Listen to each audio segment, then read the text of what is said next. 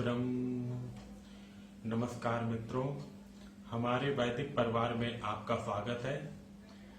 श्री वेद भाष्यकार श्री स्वामी शरण जी के मुख से वेद मंत्रों की सरल और प्रमाणिक व्याख्या सुनने के लिए हमारे YouTube चैनल को अधिक से अधिक लोगों तक पहुंचाएं, सब्सक्राइब करें, जिससे वेदों का प्रकाश घर घर तक पहुंच सके।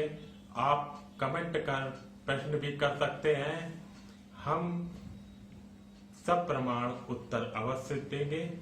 घर घर वेद मंदिर स्थापना अभियान में जुड़कर हमें सहयोग प्रदान करें। हमारा वेद भाष्य, वेदायन और अन्य वैदिक साहित्य घर बैठे प्राप्त करने के लिए आदेश करें।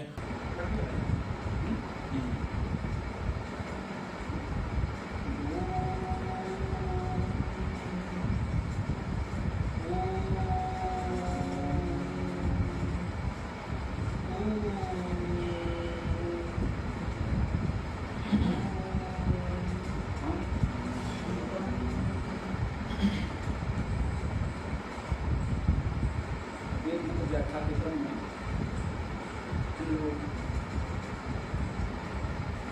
ऋग्वेद के हिरण्यगर्भ सूत्र पर चर्चा कर रहे हैं।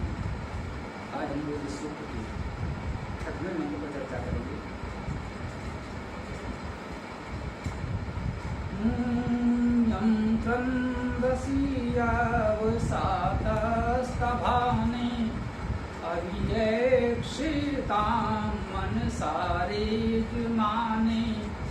यत्र यदि सूर उदितो विभाति तस्मै देवाय हविषा विधेम। जिसे क्रंदसी लक्षणों से संभाले, सुमन से प्रकाशित उसे देखते हैं। समधि सूर्य होता उदित व विभासित, इस देव के हेतु धारें भविष्य हम। इस देव के हेतु धारें भविष्य हम। यम जिसको सर्वनाम है। क्रंदसी क्रंदन युक्त, क्रंदन करने वाले शब्दायमान शब्दकर्ता। क्रंद शब्दने धातु है, शब्द करना है, परंतु उसमें विशेष शब्द है। हम क्रंदन करते हैं, कहते हैं करुण क्रंदन। कहीं ना कहीं जब हम दुखी होते हैं, कष्ट में होते हैं, तब हम किसी को पुकारते हैं उस कष्ट के निवारण की भावना से, इसे क्रंदन करता है। वेद का संसार व्यवहारिक है, सपनों का काल्पनिक संसार नहीं है। ये संसार है, समाज है, दुख है, कष्ट है, क्रंदन भी है। हम स्वीकार करते हैं कि समाज में है, हमारे जीवन में है, होता स्वाभाविक है। तो जिसको ये क्रंदन करने वाले, जो दुखी होते हैं, कष्ट में होते हैं, आर्तनाद करते हैं, क्रंदन करते हैं, तो उसे पुकारते हैं। किसके लिए? अवसा। और अक्षणे धातु है, और धातु अनेकार्थी है। मुख्य रूप से रक्षण पालन करना इसका अर्थ माना जाता है। जब हम दुख में होंगे, कष्ट में होंगे, तो हमारी पुकार यही होती है, हे परमेश्वर हमारी रक्षा करो, बचाओ। हम अपने लोगों को पुकारते हैं, परिजनों को, मित्रों को, सुखों को पुकारते हैं, और उस परमेश्वर को पुकारते हैं जो हम सबका सबसे पहले अपना है। संसार में सभी लोग सब व्यक्ति के व्यक्ति रूप हैं। वो किसके माध्यम से हमें सहायता देता है? मान लें सहायता तो वही करता है, माध्यम किसी को बना सकता है। जो पवित्र आत्माएं हैं जो निर्मल हैं उनको माध्यम बनाता है वो परमेश्वर दीन दुखी लोगों की सहायता के लिए, संरक्षण पालन के लिए। निश्चित रूप से वे दिव्य आत्माएं हैं, वो पूज्य हैं। ईश्वर ने जिसको हमारी सहायता के लिए माध्यम बनाया वे देवपुरुष हैं।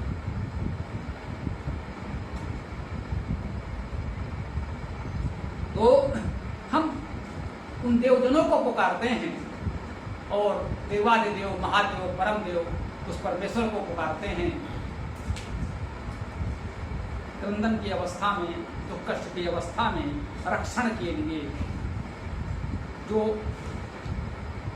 अवसा का यदि हम शब्द सा अर्थ लें तो इसका अर्थ होगा रक्षण के द्वारा। वो संरक्षण पालन के द्वारा क्रंदन करने वाले जो हैं, जब वो पुकारते हैं तो उनके लिए कुछ करता है। क्या करता है? तस्तभानी, उनको स्थिरता प्रदान करता है। स्तंभ धातु है, स्तंभ हम लोग जानते हैं, लोक व्यवहार में स्तंभ शब्द प्रचलित है। स्थिर रहना, अडिग रहना स्तंभन है। स्तंभ होते हैं जिन पर भवन टिका होता। तो अवसा तस्तभानी, उस संरक्षण के द्वारा जब हम दुखी हैं, पीड़ित हैं, कष्ट में हैं, उसे पुकारते हैं तो वो अपने रक्षण संरक्षण के द्वारा हमें स्थिरता प्रदान करता है, दृढ़ता प्रदान करता है। कहते हैं एक सांत्वना, आश्वासन देता है कि नहीं, हम इस दुख कष्ट से पार करेंगे।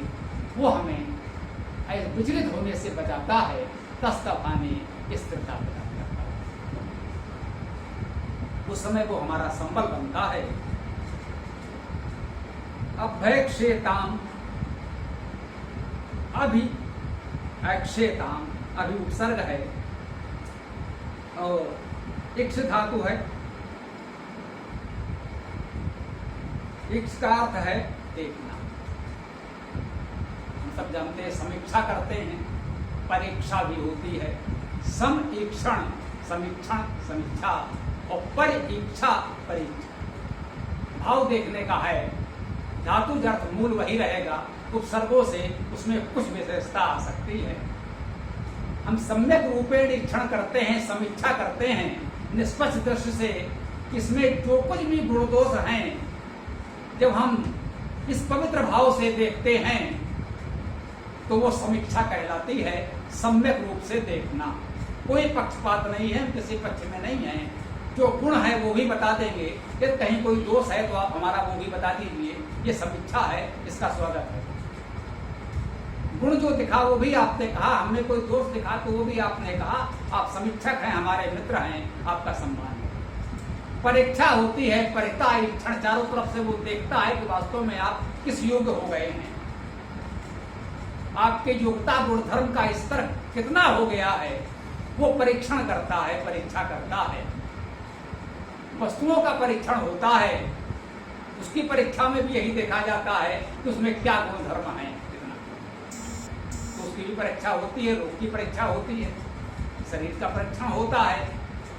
भाव इक्ष धातु का अर्थ देखने से है, उपसर्गों से प्रसंग के अनुसार कुछ उसमें विशिष्ट अर्थ लिया जा सकता है।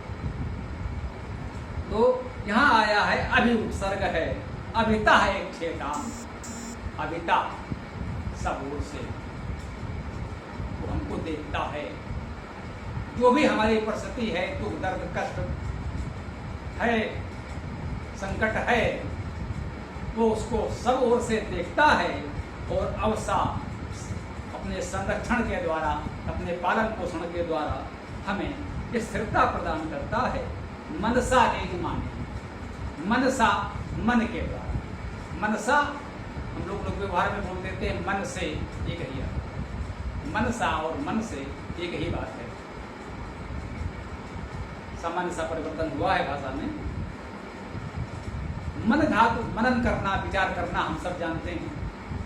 तो एक तो हमारा मन है जो मनन करता है, विचार करता है, इस सामर्थ्य को हम मन कहते हैं। हमारे अंदर ये जो सामर्थ्य शक्ति बल ईश्वर ने दिया है, विचारशीलता है, उसको हमने मन कहा है। जो मनन करता है वो मन है। तो मनसा का अर्थ हुआ मन से या मनन के द्वारा। तो जो मनन करता है उसी को मनु या मनुष्य कहते हैं, उसी से मानव बन जाता है। यदि हम मनन विचार कर सकते हैं तो मानव हैं, मनुष्य हैं, मनु हैं। और यदि उनमें विचारशीलता नहीं है, जड़ता है, जो परंपरा रूढ़ियां अंधविश्वास चले आ रहे हैं, हम केवल उसे ढो रहे हैं, उस पर विचार नहीं करते, तो हम मनुष्य नहीं। वेद उसे मनुष्य नहीं कहता। वेद ने कहा मनुर्भव। सबसे पहले तो आप मनुर्भव विचारशील बनो, मनु बनो, मननशील बनो, तब आप मनुष्य कहलाने के योग्य होंगे। अच्छा, जिसमें विचारशीलता नहीं है उसे वेद क्या कहेगा? उसके लिए वेद में शब्द है जन। जन अर्थात उत्पन्न होना। आप उत्पन्न हो गए हैं, आप जन हैं। और दूसरा शब्द है मरुत। मृ धातु मरना, मरुत का अर्थ है मरणशील, मरने वाला। जो जन्मा है वो मरेगा, हो सकते है। तो यदि आपने विचारशीलता विकसित नहीं हो पाई, चिंतन मनन की प्रवृत्ति नहीं है, तो आप जन हैं। जन्म हो गया है तो जन है, और मरना भी निश्चित है, इसलिए मरुत भी हैं। जन हैं और मरुत हैं, लेकिन मनुष्य नहीं है। मनुष्य तब होंगे, उसने कहा मनुर्भव, मननशील बनो। जब मनन करना सीखोगे तो मनुष्य बन जाओगे, और जब मनुष्य बन जाएंगे तो मनसा रेजमाने। रेजमाने का क्या अर्थ हुआ? रेज धातु है चमकना, प्रकाशित। देखिए क्या कह रहे हैं, मनसा रेजमाने। इस मनन चिंतन विचारशीलता के द्वारा हम प्रकाशमान हैं। हमारे जीवन में प्रकाश कैसे आ सकता है? जब हम मनन चिंतन विचार करें, जड़ता ना अपनाएं, रूढ़ियां अंधविश्वास ना अपनाएं, हर बात पर पूछने का प्रयास अवश्य करें कि ऐसा भाई क्यों किया जा रहा है। हो सकता है हमारे दादाजी ने किसी विशेष परिस्थिति में उसमें कोई विशेष निर्णय लिया हो। यदि आज वो परिस्थिति नहीं है तो उसकी लकीर पीटना विवेकशीलता नहीं है, ये मनुष्यता नहीं है, ये मन होना, मनुष्य होना नहीं है। हमारे दादाजी ने जो किया था वो ठीक किया, ऐसा नहीं अरे भाई तो क्या हमारे पूर्वजों ने सब ठीक नहीं किया है? नहीं, बिल्कुल ठीक किया है। उनके समय में जो परिस्थिति रही होगी उसके अनुकूल उन्होंने बिल्कुल ठीक निर्णय लिया होगा, उस समय के अनुसार उन्होंने निर्णय लिया होगा। परंतु आज जब परिस्थिति बदल गई है, तब हमें आज की परिस्थिति में अपने विवेक से विचार करके निर्णय लेना चाहिए। यही हमारे पूर्वजों ने सिखाया, यही हमारे वेदों ने सिखाया, वेद के ऋषियों ने सिखाया, हमारे विद्वान मनीषी पूर्वजों ने सिखाया। तो हमें मनसा रेज माने, मनन के द्वारा, चिंतन विचार के द्वारा प्रकाशमान होना चाहिए। और यत्र, जहां यत्र सर्वनाम है, जहां अधि उपसर्ग है, अधि सूर्य, सूर्य लोग सामान्य सूर्य कहते हैं, तो जैसा कि हम निवेदन करते आए हैं, वेद में शब्द रूढ़ नहीं। सूर्य शब्द का जो अर्थ है वही अर्थ सूर्य का भी हो जाए, क्योंकि धातु तो वही है। सुधातु प्रसव ऐश्वर्य, सृजनशीलता और ऐश्वर्य होना, या सु प्रेरणा करना, इसी से सूर्य शब्द बना। सूर्य से सूर्य भी बन गया, एक प्रत्यय और आ गया, तो कह लीजिए सूर्य के योग्य है, सूर्य से संबंधित है। तो ये सृजनशीलता, ऐश्वर्य और प्रेरणा से युक्त है, वो सूर्य है। सूर्य है या सूर्य है, धातु जर्थ दोनों का समान है। आप सूर्य कहें या सूर्य कहें, वेद में सूर्य शब्द भी आएगा, सूर्य शब्द भी आएगा, अर्थ समान होगा, क्योंकि धातु एक समान। तो यहां क्या कह रहे हैं, अधिसूर्य। एक तो सूर्य है जो हम लोग प्रतिदिन प्रत्यक्ष देखते हैं, वो कह रहा अधिसूर्य। इस सूर्य से भी अधिक, इस सूर्य से भी अधिक एक सूर्य हम सामान्य सा देखते हैं, आज हम जानते भी हैं आधुनिक तकनीक के माध्यम से कि हमारा सूर्य एक सामान्य स्तर का नक्षत्र तारा है, सूर्य है। इससे इसकी तुलना में कई गुना बड़े बड़े सूर्य भी इस आकाशगंगा में, इस ब्रह्मांड में है। लेकिन इन सारे सूर्यों का भी एक अधिसूर्य है, वो महासूर्य है जिसकी ओर संकेत कर रहा है वेद। हम कोई दावा नहीं करते कि वेद के ऋषियों को ये जानकारी थी या नहीं कि ब्रह्मांड में लाखों करोड़ों सूर्य हैं और उसमें हमारे सूर्य से कई गुना बड़े सूर्य हैं। उनको इसकी जानकारी हो सकती है, कुछ लोग नहीं मानते तो मान ले, नहीं थी कोई बात नहीं। लेकिन उनका चिंतन मनन इस स्तर पर है कि वो एक परिकल्पना ही सही, एक हाइपोथेसिस आपको परिकल्पना दे रहे हैं कि इन सारे सूर्यों के ऊपर एक अधिसूर्य है। ये सारे सूर्य जिस उस अधिसूर्य उस केंद्र की परिक्रमा कर रहे हैं, आज की तकनीक उसे कोई भी नया नाम दे सकती है, लेकिन ये हम सब जानते हैं कि जैसे चंद्रमा पृथ्वी की परिक्रमा करता है, चंद्रमा सहित पृथ्वी सूर्य की परिक्रमा करती है, सभी ग्रह सूर्य की परिक्रमा करते हैं अपने उपग्रहों चंद्रमाओं के सहित, उसी प्रकार से ये सूर्य भी अपने सभी ग्रहों उपग्रहों चंद्रमाओं के सहित एक महासूर्य की परिक्रमा करता है, जो आकाशगंगा का केंद्र कहा जाता है। उसे संभवतः वेद का ये मंत्र, हमारे वेद के ऋषि उस महासूर्य की ओर संकेत कर रहे हैं। एक सूर्य ये है यत्र अधिसूर्य उदितो विभाति, उस लोक की बात कर रहे हैं हम, उस दिव्य संसार के उस दिव्य लोक की बात कर रहे हैं जहां इस सूर्य का भी अधिसूर्य विभाति, विशेष उपसर्ग भाति, भा धातु का अर्थ है प्रकाश करना, भात का अर्थ है प्रकाशित होता है या प्रकाश करता है। इन सूर्यों का भी जो अधिसूर्य है, महासूर्य है, जहां वो प्रकाशमान है, जहां उसका प्रकाश फैल रहा है, जहां वो प्रकाश कर रहा है, वो अधिसूर्य प्रकाश कर रहा है, उसकी बात कर रहे हैं। यत्र अधिसूर्य उदितो विभाति, जहां वह अधिसूर्य महासूर्य उदित है, उदित है। उत उपसर्ग उच्च ऊपर का प्रतीक और ई गतो धातु है। उदय होना का अर्थ है ऊपर जाना, उदय होता है वो ऊपर जाता है, अधोगति होती है तो नीचे जाता है।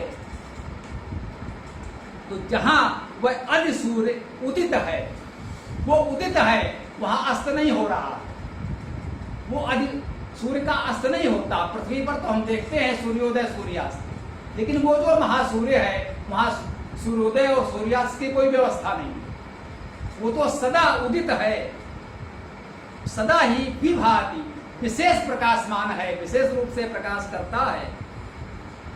तो अंत में यही कहा जा रहा है कि वो दिव्य लोक जहां इन सूर्यों का भी महासूर्य प्रकाशमान है, वही है।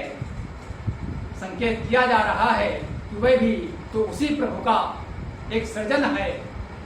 इस विराटता का संकेत करते हुए यही कहा जा रहा है कि उस परमपिता परमेश्वर को हम अपने दुख में, कष्ट में क्रंदन करते हैं, पुकारते हैं, तो अपने संरक्षण के द्वारा वो हमें तस्त खाने स्थिरता प्रदान करता है।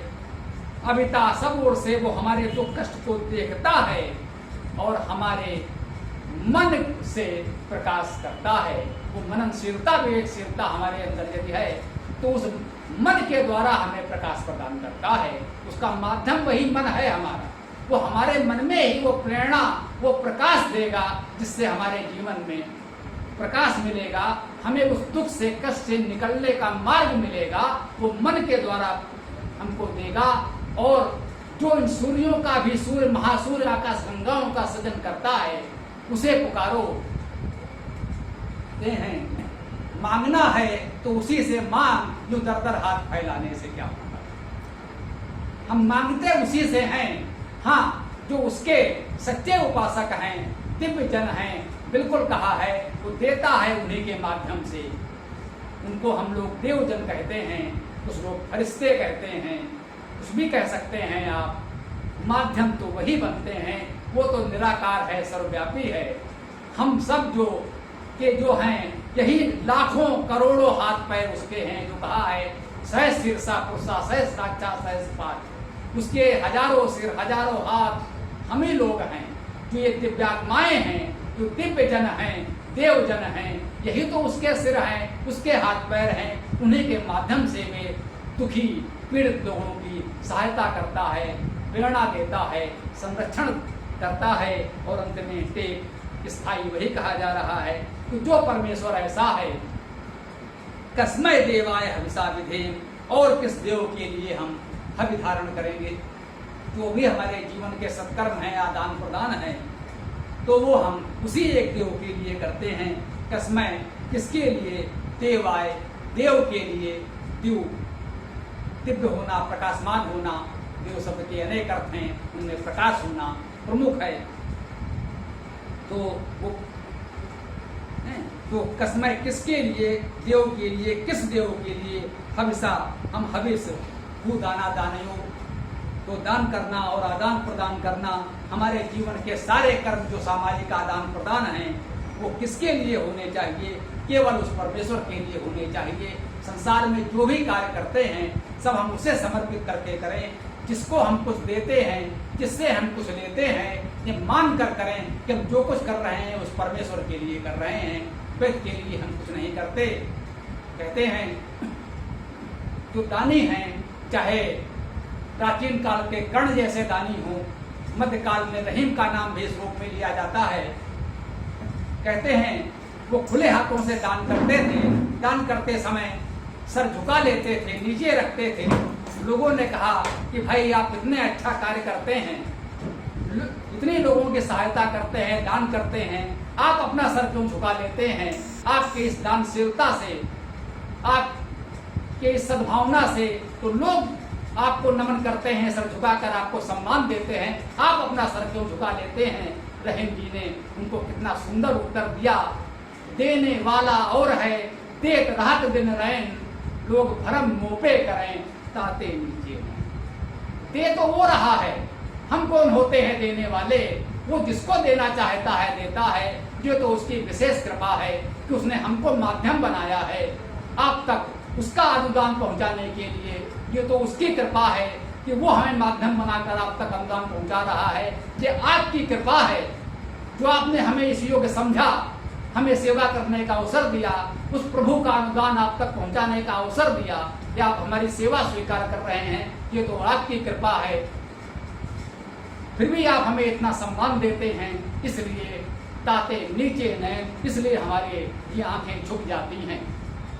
तो इस भावना से जब हम संसार में आदान प्रदान करते हैं, जो कोई भी सांसारिक व्यवहार करते हैं, जब इस भाव से करते हैं, तो कहीं भी हमारे जीवन में तमाम अहंकार दोष दुर्गुणों से हम बच सकते हैं। संभवतः यही संकेत है। आइए आज के इस मंत्र चर्चा को हम यहाँ विराम देते हैं।